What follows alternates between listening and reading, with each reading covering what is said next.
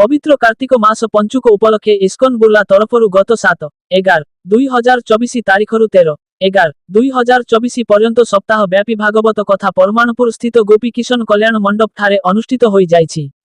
एही कार्यक्रम रे श्रीपाद सांदीपनी मुनि दास जी श्री कृष्ण लीला चरित प्रसंग रे 7 दिन धरी भागवत कथा प्रदान करिथिले। एही कार्यक्रम अवसर रे परमाणुपुर, भिकमपुर, नुआमुंडा, सालेपाली, तबला, गंभारीपंक, पंडरी, भोईमुंडा, सिकरापाड़ी और सेरसुआन तल अंचलर प्राय 800 रु ऊर्ध्व भक्त वृंद प्रत्यह जोग देइथिले। प्रत्यह भागवत कथा कार्यक्रम रे भागवत गीता और अन्यान्य धर्मीय शास्त्र ग्रंथों को वितरण मध्य करा जाइथिला। परिशेष रे स्वादिष्ट प्रसाद वितरण करा जाइथिला। एही कार्यक्रम को इस्कन बुर्लार अध्यक्ष श्रीपाद अमाई दासंक प्रत्यक्ष तत्वावधान रे अनुष्ठित होइथिला। इस्कन बुर्लार श्रीमान असित कृष्ण दास और विजय सखा दास और मंदिर अन्यान्य भक्तवृंद कार्यक्रम को परिचालना करिथिले।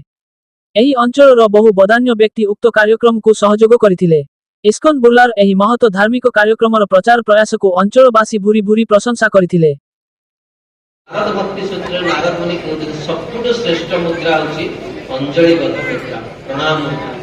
से लगी आपण शेषरे सुनियो भगवान ए प्रणाम रे बहुत भल पाए, किंतु मनुष्य हेतले सिना प्रणाम करिवो बा किछि इतर जीव जनी जे किछि प्रणाम करिबा, जेते एमाने तो सब स्थावर जनी रे अछथि ना। आपण माने सुनिथिबे आपण ओडिसा रे कवि माने लिखिचंती जीवन रे थिबी जदि जीवी वृंदावन दर्शन करिबी जाय श्री मधुसूदन जीवन रे थिबी जदि। दर्शन गिरिराज परिक्रमा राधा कुंडे श्याम कुंडे करिबी मु स्नान परिक्रमा करुथिबी गिरि गोवर्धन।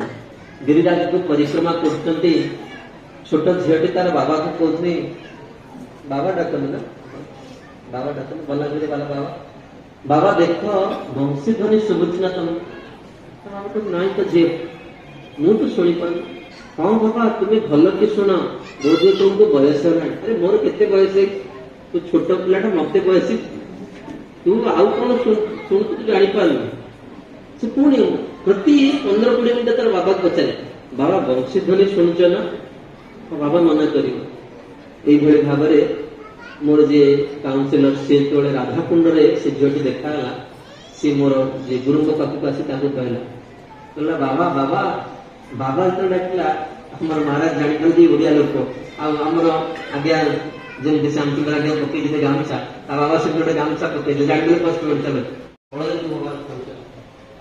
भगवान कौन कहते परोक्ष ग्रहण कर वृंदावन को जड़े जाए वृंदावन राजा कृष्ण नुहे वृंदावन को जे जाए भगवान कृष्ण का हाथ धरिके वृंदावन को बुला।